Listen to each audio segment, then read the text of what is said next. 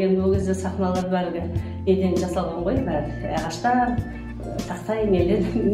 Сосын біз биік тақамен, сосын әлім шырқап жатырмын, ана жерде ойнап жатыр, ағамыз сүйемелдеп. Сен немене бір жерде тұрсың, қимылдашы, жүрші дейді. А менің біз тақам алды да, тақтайдың екі ортасында қалып қойды тақам. Соған тұрмын. Неге сен тұрсың, неге сен қимыл, қайда біледі енді ол тақам сол кіріп кеткен тақтайдың арасына. Содан кейін сосын тұрмын, енді бәрі шапалақтап жатыр, айғайлап жатыр, тамаша деп. Енді келіп, немене тұрсың, аяғымды шығара алмай тұрып, былайда тартам, былайда тартам.